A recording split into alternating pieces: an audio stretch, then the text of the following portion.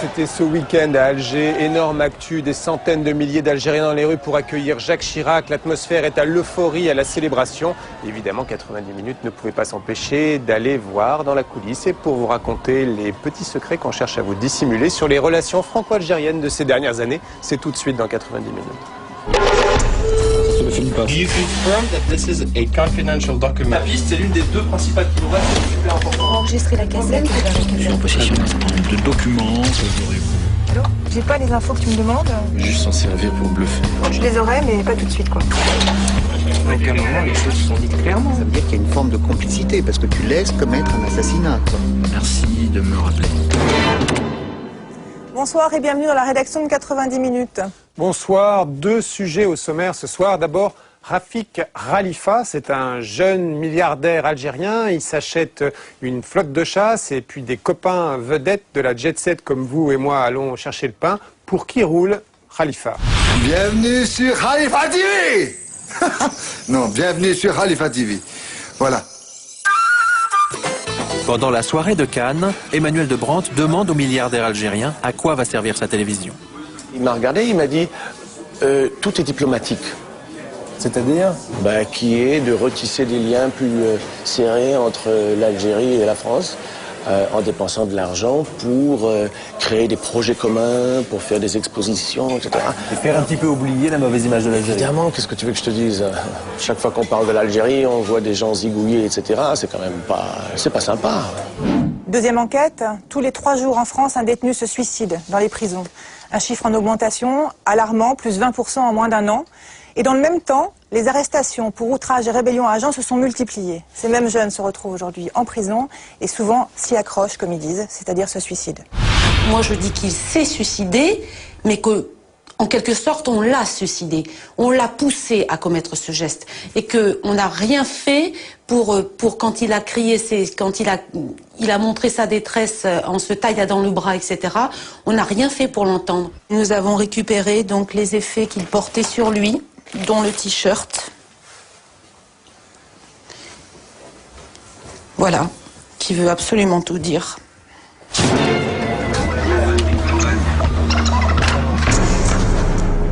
Il est jeune, riche, quasiment célèbre. Il possède une chaîne de télévision, une radio, une banque, une flotte aérienne, une entreprise de location de voitures. Et en plus, il aime la France. Il sponsorise l'Olympique de Marseille, le club de rugby de Bègle. Bref, c'est un empire à lui tout seul. Oui, ça fait beaucoup d'argent tout ça, un argent qui semble ne jamais devoir s'arrêter, hein, une source intarissable. On se demande d'où vient tout cet argent. C'est un des mystères de l'empire Khalifa. Et en tout cas, à quoi il sert, c'est peut-être du côté de l'image de l'Algérie qu'il faut aller chercher la réponse. En tout cas, c'est là que Jean-Baptiste Rivoire et Pascal Épée l'ont trouvé. C'est vrai que l'Algérie est un pays qui subit maintenant une guerre sale, comme toutes les guerres, depuis maintenant des dizaines d'années, qui a un mauvais casier en ce qui concerne les droits de l'homme et la misère. Et Khalifa, il offre quand même une très jolie vitrine. C'est un sujet de Jean-Baptiste Rivoire et Pascal Épée.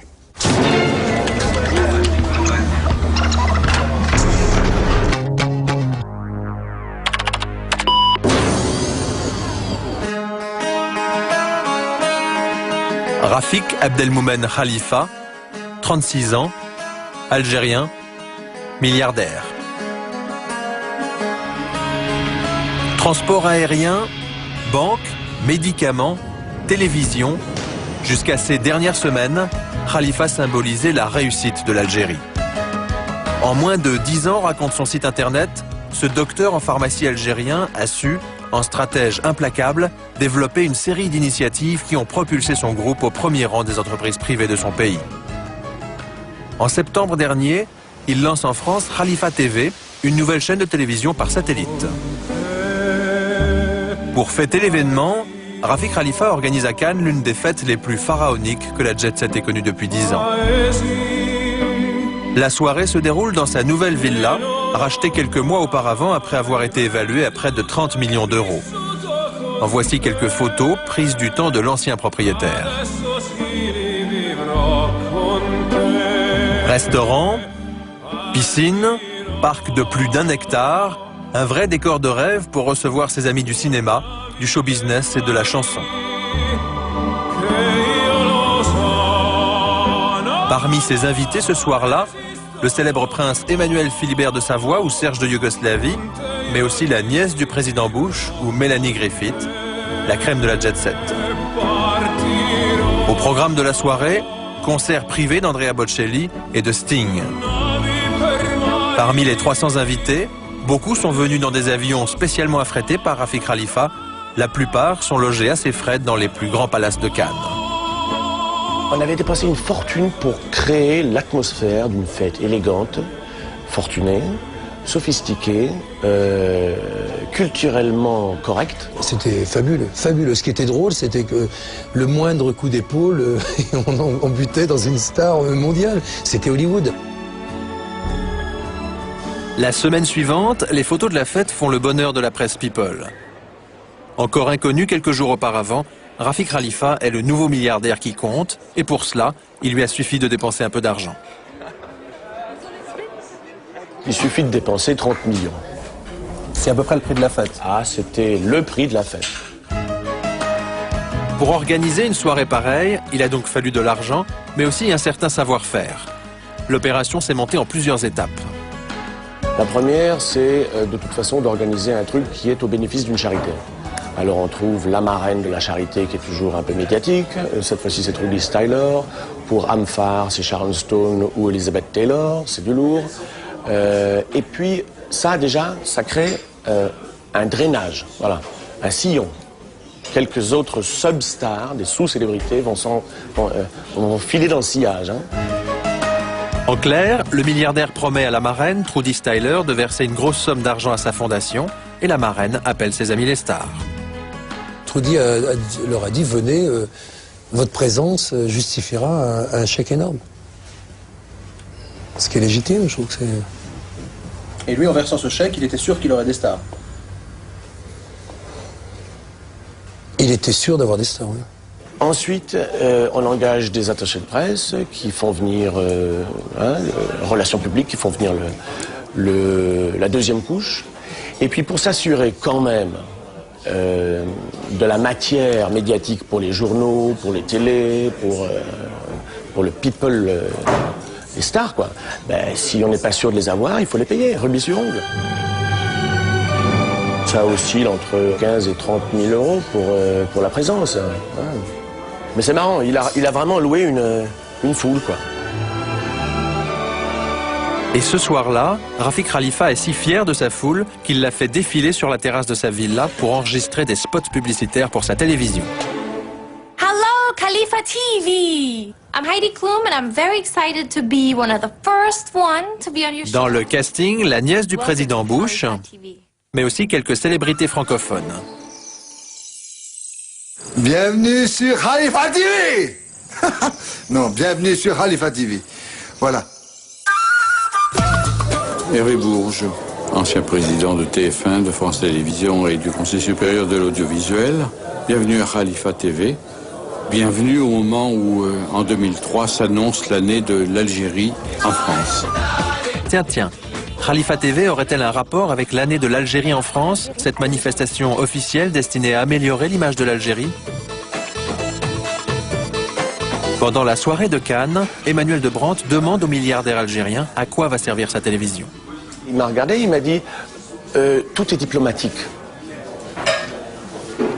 Donc moi je comprends que cet homme-là est l'instrument volontaire d'une diplomatie que je comprends et que j'approuve, disons. C'est-à-dire qui est de retisser des liens plus serrés entre l'Algérie et la France. En dépensant de l'argent pour créer des projets communs, pour faire des expositions, etc. Et faire un petit peu oublier la mauvaise image de l'Algérie. Évidemment, qu'est-ce que tu veux que je te dise? Chaque fois qu'on parle de l'Algérie, on voit des gens zigouillés, etc. C'est quand même pas... c'est pas sympa. Et oui, les massacres, c'est moins sympa que la jet-set. Après 10 ans de sale guerre, 200 000 morts et 7 000 disparus, les dirigeants algériens chercheraient aujourd'hui à améliorer l'image de leur pays. Explication d'un ancien ministre. Laïque et démocrate, il avait tenté de réformer son pays en 1989. Aujourd'hui, tout le monde est convaincu que le régime est plein dans la corruption et que le régime est plein dans la torture, dans la répression de la population algérienne. Donc, 10 à 12 ans après, il faut vendre une image de l'Algérie correcte. Dans le passé, personne ne contrôlait les comptes. Les entreprises publiques pouvaient payer des conférences, des acteurs, des journalistes, financer des journaux, financer des partis politiques, financer des associations. Aujourd'hui, avec l'ouverture au marché international, c'est l'entreprise privée qui va faire ce travail très important dans ce type de régime de propagande. Le groupe Khalifa a-t-il été utilisé pour la propagande du régime ? Dans un rapport récent sur la liberté de la presse en Algérie, Reporters sans frontières raconte que pour assurer un large écho à ses opérations de communication, l'homme d'affaires invite de nombreux journalistes et patrons de presse. Voyages et séjours tout frais payés, avec en prime une enveloppe de 4000 francs en contrepartie d'articles élogieux. Reprise par la presse française, ces mises en cause n'ont provoqué aucune réaction de Rafik Khalifa. Depuis 2 ans, il investit massivement en France. En juin 2001, il propose 15 millions d'euros sur 5 ans à l'Olympique de Marseille pour devenir le principal sponsor du club. Marseille voyagera avec un avion décoré à ses couleurs pour chaque déplacement à l'étranger. Ami des footballeurs, Khalifa associe volontiers show business et opérations humanitaires. En février 2002, suite à de terribles inondations qui viennent de faire 1000 morts à Alger, il emmène sur place et à ses frais une 50aine de célébrités françaises. Officiellement, il s'agit d'assister à un match entre l'Olympique de Marseille et l'équipe d'Algérie, le tout en solidarité avec les victimes des inondations d'Alger. Ces images sont filmées et commentées par la télévision de l'Olympique de Marseille. But d'Ibrahima Bakayoko à la 42e minute, alors qu'on voit du beau monde dans le public. Et Gérard Depardieu qui est venu, ainsi que Catherine Deneuve, sous les yeux du président Bouteflika, qui recevra à la fin de la rencontre la délégation marseillaise, ainsi que toute la presse régionale et nationale. Attention à cette première occasion pour... Le soir du match, au lieu d'emmener Deneuve et Depardieu voir les victimes des inondations, Rafik Khalifa leur propose un dîner officiel avec le président Bouteflika. Le lendemain, nos acteurs se retrouvent à la une de la presse algérienne, un bon coup de pub pour le régime. Décryptage de l'opération par un ancien haut dirigeant algérien aujourd'hui dans l'opposition. La stratégie du régime, c'est le trompe-l'œil. C'est la gestion démoniaque des apparences. Il s'agit de montrer que l'Algérie est un pays normal où des acteurs de premier et de deuxième plan peuvent aller se promener sans risque et ainsi montrer à la fois au peuple algérien que son régime est apprécié par les grandes stars du cinéma international et montrer au peuple français que ces stars, ces acteurs, actrices peuvent aller en Algérie qui est un pays totalement fréquentable. Reste à comprendre pourquoi ces stars se sont prêtées à une telle opération de communication. Malgré plusieurs demandes, Gérard Depardieu n'a pas souhaité répondre à nos questions. Ce qu'on sait aujourd'hui, c'est qu'il s'engageait à l'époque dans un business avec Rafik Khalifa en Algérie, racheter des vignes dans l'ouest du pays. Quant à Catherine Deneuve, que faisait-elle dans cette aventure? Contactée, l'actrice française nous rappelle à Canal+. Elle affirme qu'elle s'est rendue en Algérie gratuitement par gentillesse, qu'elle a été contrainte d'assister au dîner officiel avec le président Bouteflika alors que ça n'était pas prévu et qu'elle est contrariée que sa présence ait pu être exploitée politiquement. Rafik Khalifa, lui, est content. Ce jour-là, il a réussi son coup. Les stars, ça marche. De retour d'Alger, toujours avec Gérard Depardieu, Rafik Khalifa inaugure la nouvelle voiture de course de Paul Belmondo qu'il sponsorise. On s'est rencontrés et j'ai vu Monsieur Khalifa et il a plongé tout de suite. C'est fantastique d'avoir des gens comme ça qui sont motivés par le sport. Mais sa plus belle opération, Khalifa la monte au printemps dernier avec le film Astérix et Obélix. Le 27 avril, plusieurs stars du film décollent pour Alger dans un Airbus de Khalifa Airways.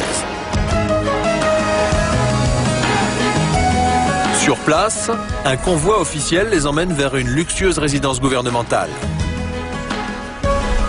Vive l'Algérie! À l'intérieur, ils retrouvent Gérard Depardieu. Pendant une semaine, Astérix doit être projeté gratuitement en Algérie. Les autorités affirment que 200 000 enfants vont pouvoir en profiter. 200 000 enfants. Tu vas voir, parce qu'il a fait le ministre de la Solidarité, c'est extraordinaire. Tu vois l'homme, tu vois Boutef. S'il vous plaît. Ali Benflis, le Premier ministre algérien, accueille ses invités pour déjeuner. Ah oui, alors, c'est le Premier ministre. D'accord, c'est super.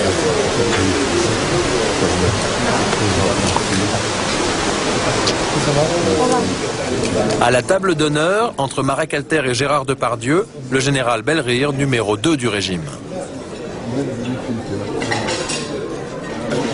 Depardieu lui présente Alain Chabat.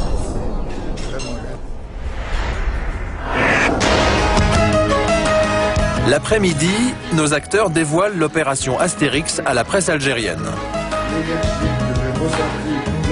Et je trouve que nous faire plaisir, en plus en ajoutant le sourire d'un enfant, j'ai pensé que c'était bien aussi pour mes amis et moi-même. C'est uniquement pour ça. D'autres actions, à part les enfants. D'autres actions Et enfin, la relation avec les enfants. L'agriculture, le commerce. J'ai amené avec moi 2-3 hommes d'affaires qui sont en train de faire des affaires avec le ministre de l'Agriculture, qui est un homme absolument formidable, qui a un programme extraordinaire et qui, j'espère, réussira son programme. Merci. Dans la soirée, dans le principal cinéma d'Alger, le film est bien à l'affiche, mais surprise, la salle est quasiment vide. Quant aux acteurs, ce soir-là, ils font la fête dans un grand hôtel d'Alger, toujours avec le général Belrire.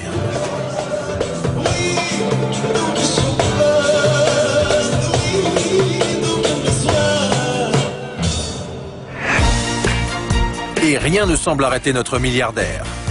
Un mois après la fête d'Alger, sous prétexte d'inaugurer Khalifa Jet Team, sa nouvelle patrouille de chasse privée, il invite le tout Paris médiatique à faire la fête dans l'une des boîtes les plus branchées de la capitale. Déguisé pour l'occasion en pilote de Khalifa Airways, le patron de la discothèque se prend d'affection pour notre milliardaire algérien.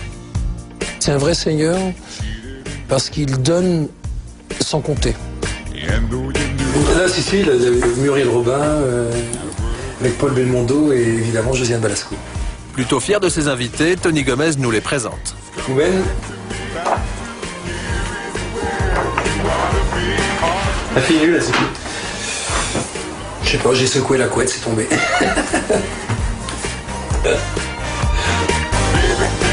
Vous les connaissez évidemment, Daisy et Karl.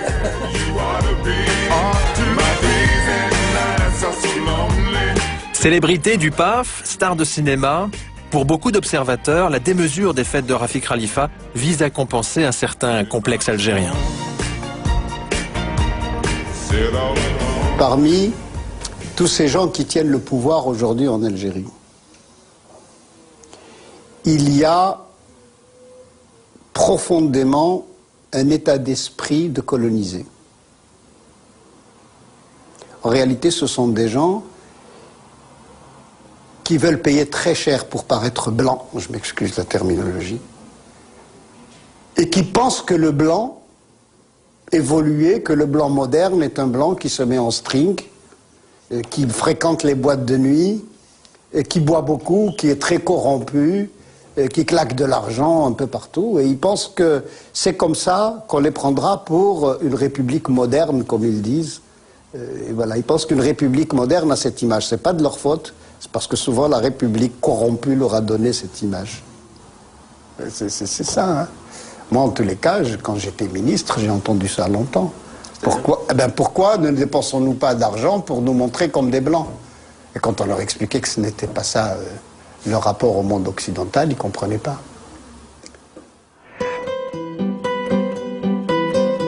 Rafik Abdelmoumen Khalifa serait-il un enfant de la Chichi, la bourgeoisie d'Alger qui rêve d'imiter l'Occident?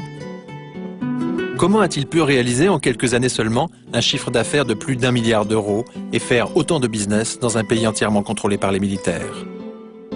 Ces questions, nous aurions voulu les lui poser, mais comme la plupart des journalistes, il a refusé de nous rencontrer. Voici l'une de ses très rares interventions publiques, c'était fin 2001 sur TF1. Ce jour-là, Rafik Khalifa affirme qu'il a fait fortune dans le médicament et qu'il n'est que le fils d'un petit pharmacien. Votre père, il était autre chose que pharmacien. Bien sûr. Il a été ministre du gouvernement algérien, il a même été patron d'Air Liberté, d'Air Algérie. Oui, donc ça doit aider quand même tout ça. Je crois pas, parce que je vous dis... Ça aide, hein. Ça aide pas tellement parce que j'ai pas réussi. Ça aide, ça donne des ouvertures. Rafik est d'autant plus embêté que son père, Laroussi Khalifa, était encore plus que cela. Avant l'indépendance, il a participé à la création de la sécurité militaire, les services secrets d'Alger. Finalement, la question que beaucoup se posent, c'est est-ce que vous êtes en fait soutenu par le régime ou est-ce que c'est vous qui soutenez le régime? Ni l'un ni l'autre. Je suis un opérateur économique normal. Le régime fait sa politique et c'est tout.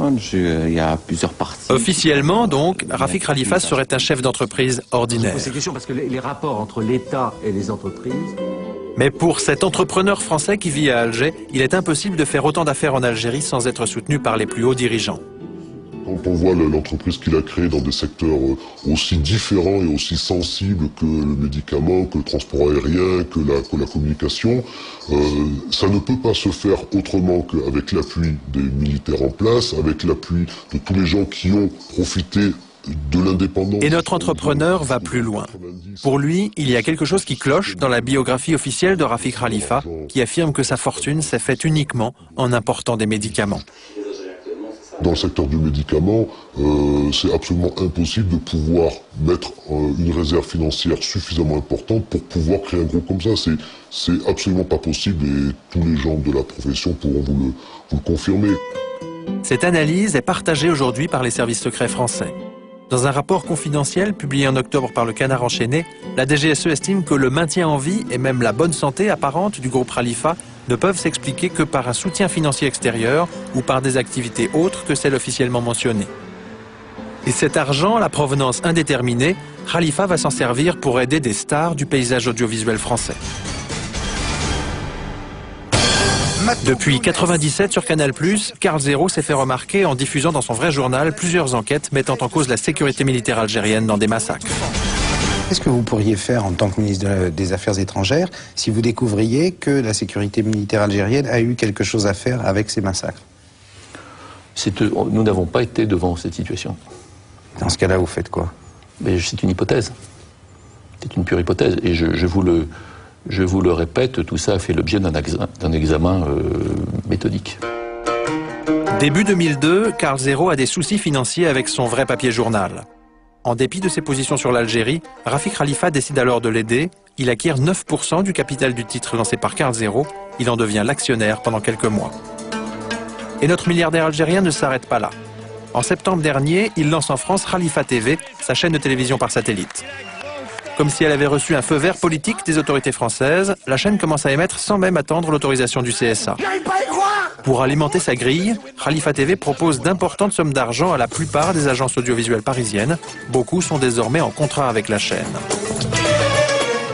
Début 2002, c'est dans le club de rugby de Bègle, la ville de Noël Mamère, que Khalifa investit. Depuis, pour les grandes occasions, il fait survoler la ville par sa patrouille de chasse privée.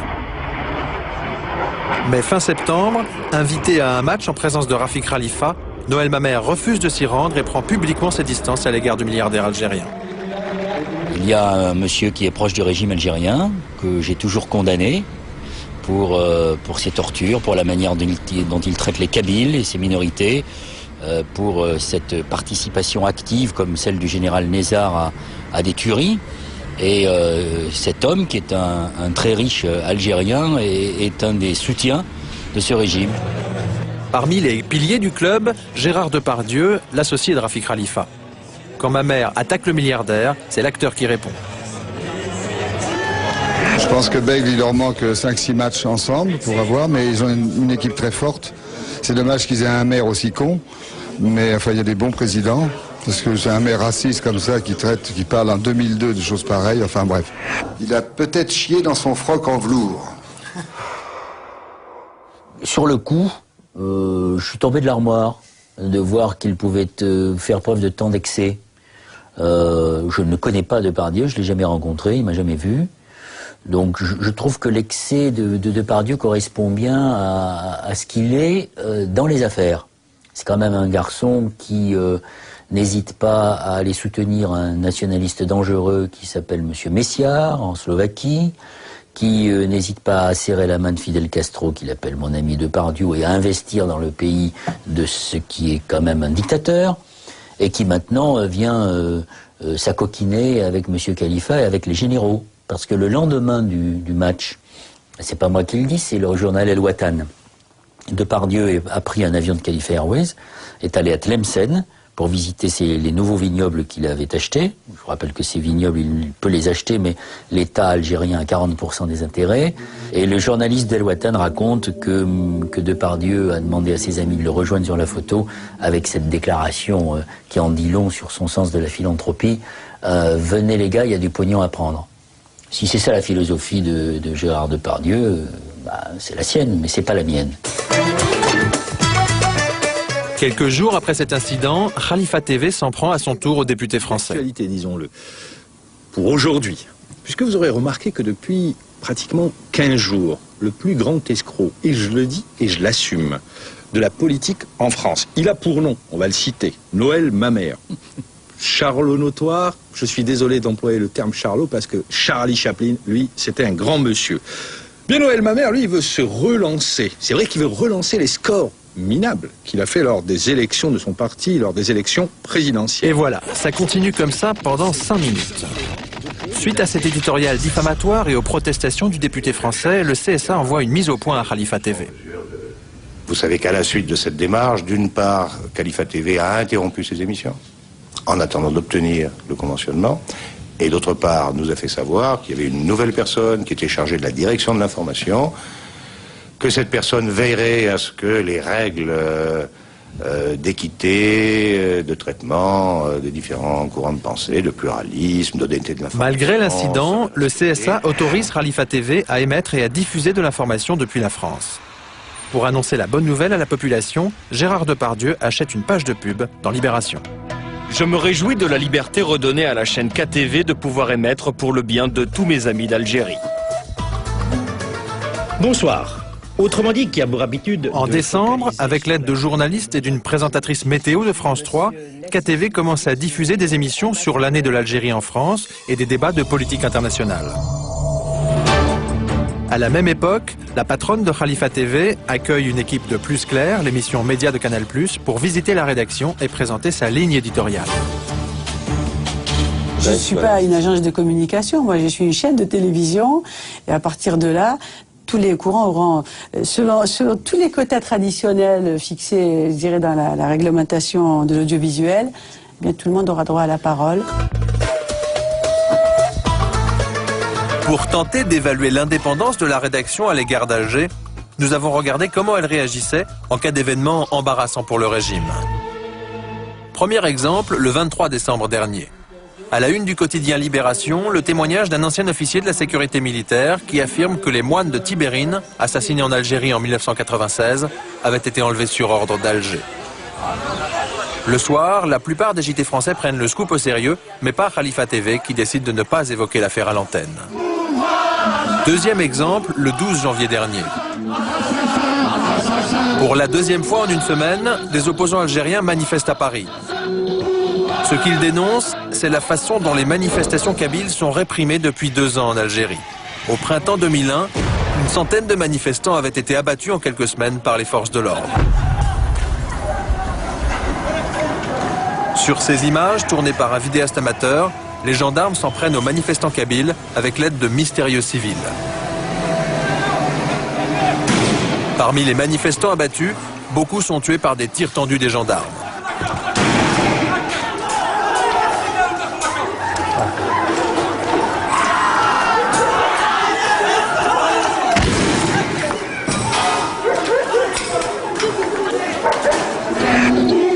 Ce jour-là, à Paris, les manifestants réclament la libération de leurs frères en grève de la faim dans les prisons algériennes.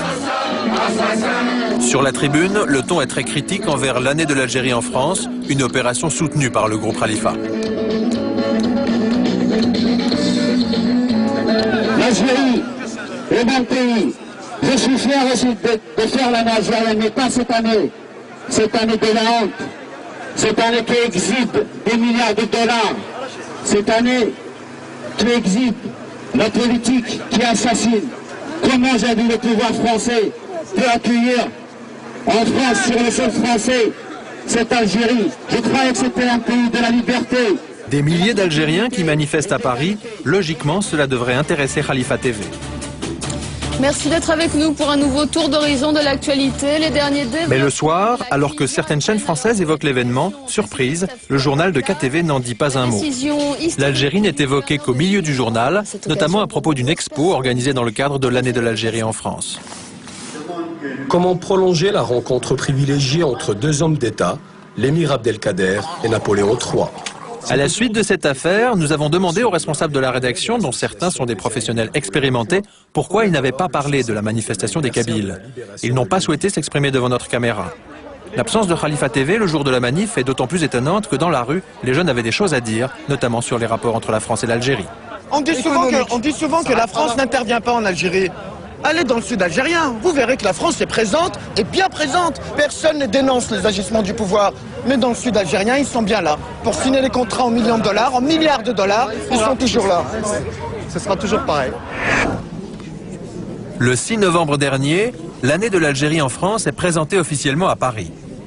Présidée par Hervé Bourges, elle est inaugurée le 31 décembre par un concert à Bercy. Organisé en collaboration avec les autorités algériennes, l'événement est également soutenu par le groupe Khalifa. Plutôt montré du doigt par les temps qui courent, les jeunes Français d'origine algérienne sont venus en nombre. Pour une fois, ils ont le droit d'être fiers de leur origine. Vive l'Algérie! On est là pour faire la fête. Pas d'amalgame ou tout ce qui se passe au niveau de la politique de nos jours. C'est l'année de l'Algérie en France et on est là pour faire la fête. Puis le dernier mot, on passe un petit coucou à M. Sarkozy, il se reconnaîtra. Voilà. Devant Bercy, de jeunes opposants distribuent des tracts hostiles au régime. Dans la salle, les organisateurs tentent au contraire de récupérer les jeunes. Sans vous, il n'y a pas de joie ce soir.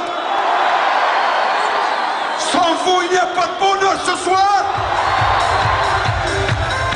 Comme pour assurer une bonne couverture de l'année de l'Algérie en France par les médias du service public, les organisateurs en ont fait des partenaires de l'opération. Aujourd'hui, France 2, France 3, France 5, mais aussi Radio France sont associés à l'événement, tout comme le groupe Khalifa. Mais depuis quelques semaines, des ONG comme Reporters sans frontières ou des entreprises comme la FNAC commencent à se poser des questions sur cette année de l'Algérie en France qui évoque si peu les vrais problèmes des Algériens. Plus grave, depuis quelques mois, le régime s'appuie sur l'événement pour essayer de faire oublier les crimes de la sale guerre, comme par exemple les 7000 Algériens disparus après avoir été arrêtés par les forces de sécurité. Décryptage de la stratégie d'Alger par le président d'honneur de la Fédération internationale des droits de l'homme. Pour éluder la question, il y a deux mécanismes de riposte qui sont mis sur pied. Le premier consiste à dire on va essayer d'indemniser les familles des victimes. D'abord, ça les fera peut-être taire, et puis ça permettra d'assourdir un peu le bruit fait autour de tout ça, pense-t-il. Et deuxièmement, amnistie, donc autrement dit, auto-amnistie. C'est bien finalement. C'est bien pour eux, mais je crois qu'il y aura une morale dans tout ça, et que dans quelques mois, quelques années, ces généraux algériens, ceux qui seront encore en vie, auront à répondre de leurs actes. Il faut un mauvais calcul. Dans tous les pays, on a pu constater qu'on ne tourne pas la page de cette façon-là, qu'il y a une recherche systématique d'abord de la vérité et ensuite de la justice. Et il n'y a pas d'autres exemples, qu'on prenne les pays d'Amérique latine, qu'on prenne l'Afrique du Sud, qu'on prenne aujourd'hui le voisin marocain. Il n'y a pas d'autres exemples. On est rattrapé, on est poursuivi par son passé. Il devrait d'autant mieux le savoir que même ce qu'on appelle la guerre d'Algérie a rattrapé les Français eux-mêmes 40 ou 50 ans plus tard. Aux dernières nouvelles, la bonne étoile du milliardaire Rafik Khalifa commençait à pâlir. La semaine dernière, le directeur de sa télévision était arrêté à Alger avec une valise contenant 2 millions d'euros en liquide. Rafik Khalifa lui-même serait sur le point d'être lâché par certains dirigeants. Le milliardaire flambeur serait-il à son tour devenu gênant pour l'image de l'Algérie?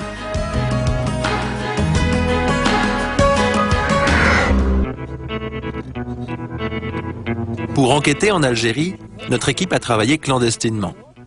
Ces images sont tournées sans escorte militaire, avec en permanence la peur de se faire arrêter par la police. La première histoire que nous allons vous raconter, c'est comment l'argent des HLM algériens a servi à toute autre chose qu'à construire des logements sociaux. Alger compte un peu plus de 2 millions d'habitants. Se loger en ville est quasiment impossible, alors on s'entasse avec ses parents, ses oncles, ses tantes dans de tout petits logements. Dans cette cité qui domine Alger, Même les toilettes sur le palier ont été aménagées en appartements. Regarde la taille des appartes. Ça va de là à là. Et en longueur, ça va de là à là-bas. Là-dedans, il faut faire tenir la cuisine, la salle de bain et tout ça. Des fois, on est à 12 par appartement. Et pour dormir, on est obligé d'attendre son tour. On est comme dans une boîte de conserve. On dort à tour de rôle. Moi, j'ai même pas de vrai appart. Je dors dans l'ancien vidéoclub de la cité et ma femme, elle est chez ses parents, plus haut. Du coup, je peux même pas prendre mes gamins avec moi.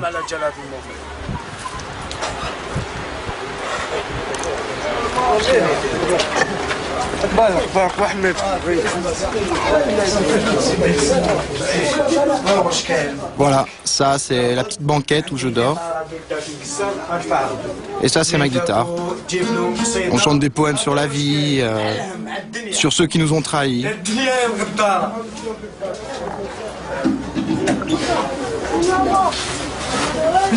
Et ça c'est notre jeu de dames. Quand on s'emmerde, on joue aux dames. L'Orican des Chalets, c'était l'entreprise américaine Chadwick.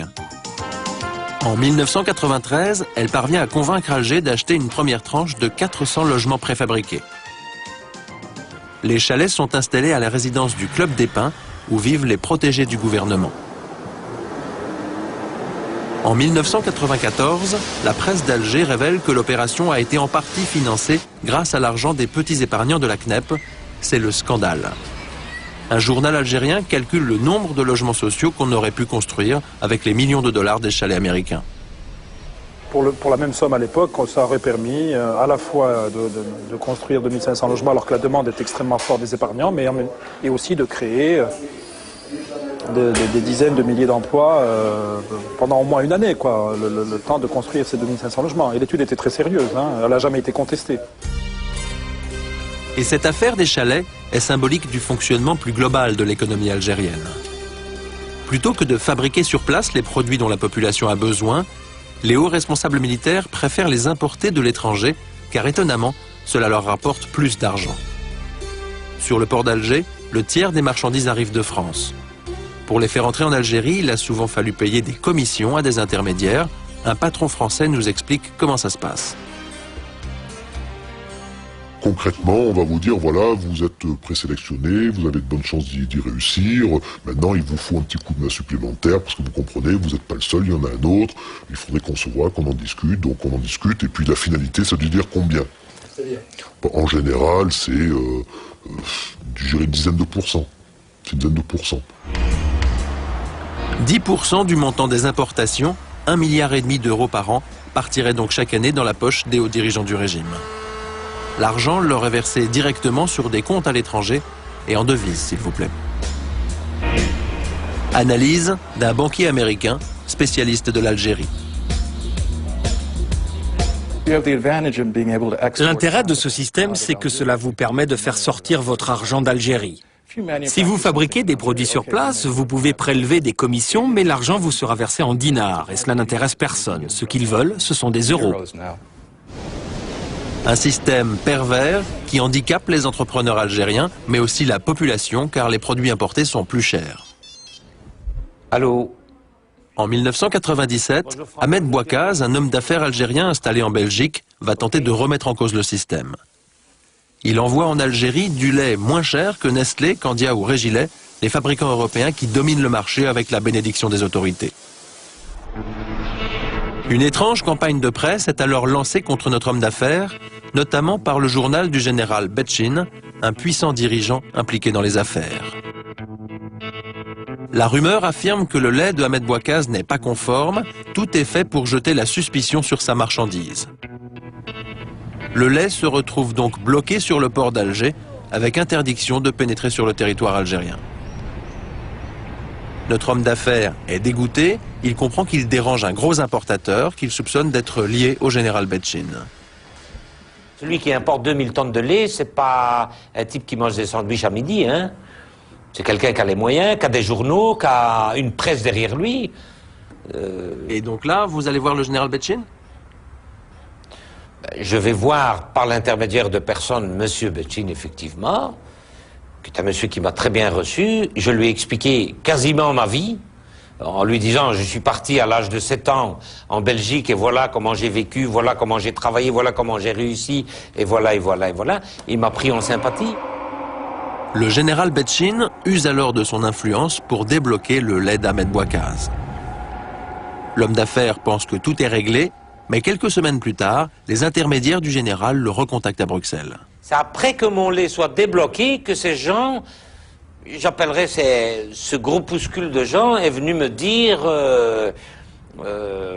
que M. Betchin avait des problèmes financiers, que si on pouvait l'aider, on commence par 5-6 milliards et puis on vous dit mais il faudrait vite débloquer 1 milliard et on vient vous voir à Bruxelles, on vient négocier avec vous, on vient vous dire maintenant vous êtes assuré, vous avez vu avec quelle force on a pu faire sortir votre lait. Et on vient, on se met à l'hôtel, on profite un peu du séjour à l'hôtel, tout ça c'est joli. Hein. À vos frais? Non mais c'est pas un problème, payer l'hôtel, vous savez, je le payerai à n'importe quel Algérien qui viendra à Bruxelles. Et après il vous demande plus d'argent? Mais je l'ai jamais donné. Et donc on vous a bloqué votre lait? Ben c'est peut-être pour ça, certainement pour ça. Et oui, notre homme d'affaires refusant de payer, son lait est à nouveau bloqué. Bilan, des centaines de tonnes de marchandises détruites. Ancien officier de la sécurité militaire algérienne, aujourd'hui réfugié à Londres, le capitaine Ougnoun confirme que beaucoup de généraux sont impliqués dans les affaires et qu'ils sont souvent incontournables. Il est impossible de prendre un marché si on ne paye pas un général ou si en quelque sorte on n'achète pas la protection d'un général. Parce que impliquer un général au sein d'une affaire, c'est formellement assurer la réussite de cette affaire.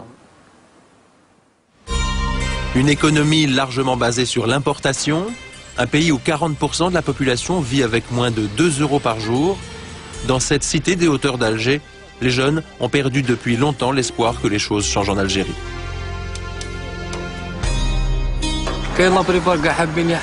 La plupart des gamins, ils connaissent tous les bateaux. Leur rêve, c'est de s'enfuir d'Afrique, de partir.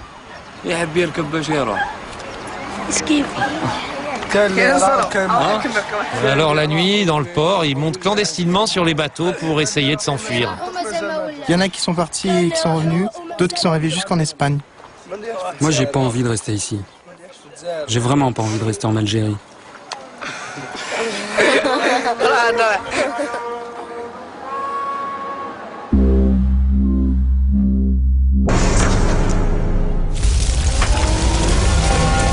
La Lorraine se souviendra longtemps de l'échec d'Éhou. Il y a 13 ans, 3 usines devaient permettre la reconversion de centaines de personnes dans cette région sinistrée par la crise de la sidérurgie. Mais Daewoo Électronique a fait faillite et les 3 usines viennent de fermer, notamment celle de Mont-Saint-Martin où 550 salariés fabriquaient des tubes pour téléviseurs. Cet hiver, pendant plusieurs semaines de lutte radicale, les salariés ont occupé leur usine. Le garant de la boîte, là, voilà. D'accord? Si la garantie elle part, vous n'avez aucune garantie. La garantie des grévistes, c'est cet homme, le directeur coréen de l'usine. Il sera libéré au bout de 36 heures. Les salariés réclament des indemnités et de meilleures mesures de reclassement. Ces salariés lorrains sont victimes de la croissance boulimique du groupe sud-coréen. Criblés de dettes, toutes les usines Daewoo Électronique dans le monde vont fermer. Comptes truqués, détournements, corruption, le scandale Daewoo est comparable à 4 fois celui d'Enron. Les grévistes sont d'autant plus exaspérés que la France a largement subventionné l'implantation de Daewoo en Lorraine. Ça a coûté 1 million de francs par emploi. Ça veut dire, on t'aurait donné le 1 million de francs là, tu restais chez toi, c'était pareil. Daewoo a reçu de très nombreux avantages et privilèges de la France. Inventaire. En 1986, Jacques Chirac, alors Premier ministre, fait appel aux Sud-Coréens lorsqu'il annonce son plan de relance industrielle. Pour sauver les emplois de Lorraine, l'État va beaucoup aider l'implantation de Daewoo. Entre 1989 et 1998, le groupe va bénéficier sous les gouvernements de droite comme de gauche de 46 millions d'euros d'aides publiques françaises et européennes.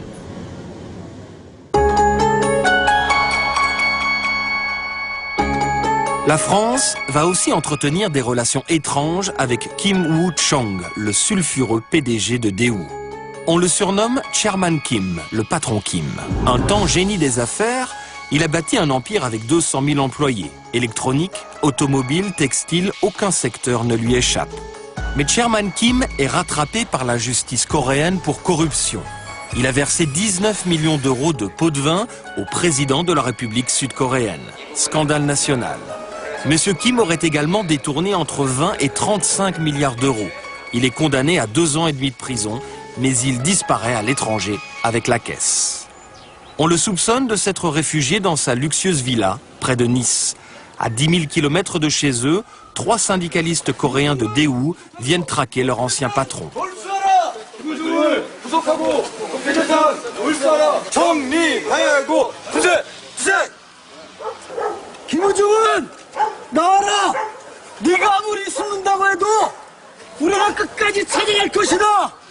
Mais Chairman Kim n'est pas là. Aujourd'hui, 2 ans plus tard, il est toujours en cavale, recherché par Interpol avec un passeport français. Car on apprendra que M. Kim avait ses entrées à Paris. Parmi tous les privilèges accordés par la France, il a obtenu la nationalité française en 1987. Alain Juppé l'avait même fait commandeur de la Légion d'honneur avant d'envisager un moment de lui brader Thomson Multimédia pour un franc symbolique. À l'époque, l'affaire avait fait scandale. L'idée sera finalement abandonnée. Aujourd'hui, les représentants des employés de Daewoo Saint-Martin viennent de déposer plainte.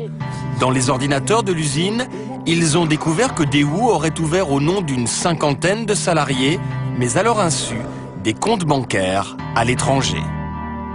Ils portent plainte pour abus de biens social et banqueroute. Voilà, alors on peut dire tout de même qu'en 1986, si le gouvernement de Jacques Chirac avantage autant Daewoo, c'est probablement pour créer des emplois et ça se justifie certainement de subventionner des emplois, c'est bon pour le tissu industriel français, même si ça n'a pas marché. Ouais, en tout cas, ça se tentait. En 1986, ce qui est plus étrange, c'est quand Jacques Chirac se rend en Algérie et tente de convaincre les dirigeants algériens de laisser l'entreprise sud-coréenne, Daewoo, s'installer sur le territoire algérien. Alors l'homme qui va nous raconter cette anecdote parce qu'il était dans la coulisse au tout premier plan, c'était l'homologue de Jacques Chirac, l'ancien Premier ministre algérien, Abdelhamid Brahimi. Absolument. Donc c'est des déclarations qui viennent d'une source très très proche du dossier et c'est un sujet de Jean-Baptiste Rivoire. 1986. Une période dorée pour le groupe Daewoo qui cherche à l'époque à s'implanter dans le monde entier. Avec son pétrole et son gaz, l'Algérie apparaît aux Coréens comme un nouveau marché à conquérir. Pour y parvenir, ils auraient demandé son aide à Jacques Chirac, alors Premier ministre français, et déjà sollicité pour l'implantation de Daewoo en France. Le ministre Jacques Chirac était à Alger aujourd'hui. En septembre 1986, Jacques Chirac se rend en visite officielle à Alger. Comme le veut le protocole, il est accueilli sur place par le Premier ministre algérien, Abdelhamid Brahimi, que l'on aperçoit ici à gauche de l'image. Réfugié à Londres depuis quelques années, Brahimi dénonce aujourd'hui la corruption du régime. Professeur d'économie, il entretient des contacts avec tous les partis algériens, du FLN au Front islamique du salut. C'est notre témoin principal. Retour à 1986. Pour honorer Jacques Chirac, le président Chadli organise un dîner loin des caméras dans une villa gouvernementale des hauteurs d'Alger. L'ambiance est détendue, Abdelhamid Brahimi est assis à côté de son homologue français Jacques Chirac. Et bon, au cours du dîner officiel offert par le président Chadli, à sa droite était donc Jacques Chirac et moi j'étais à la droite de Jacques Chirac. Et donc ils discutaient, etc. Et puis Jacques Chirac pensait que c'était la même mafia, hein. Moi j'ai jamais été. Il me dit, essayez de m'aider pour la campagne électorale. Et pour cela, donner un marché à Daewoo et nous sommes en contact avec eux. C'est une entreprise à d'un mécanisme pour cela, etc. Voilà. D'après l'ancien Premier ministre algérien, Jacques Chirac aurait donc joué les VRP pour Daewoo en échange d'un financement du RPR. Nous transmettons ce témoignage à l'Élysée, mais malgré plusieurs relances téléphoniques, personne ne nous recontactera. Nous prenons alors rendez-vous avec Robert Gallet, à l'époque trésorier du RPR. Voici sa réaction aux affirmations de l'ancien Premier ministre algérien. Ça tient pas debout. Ce que vous me racontez ne tient pas debout. Vous n'avez pas vu passer d'argent de Déhou dans les caisses du RPR? Je suis même honteux que vous me posiez la question. L'ancien Premier ministre algérien aurait-il inventé toute cette histoire? Depuis 10 ans, la France refuse de lui accorder un visa, un blocage qui aurait été décidé sur pression d'Alger. Cherche-t-il à régler des comptes?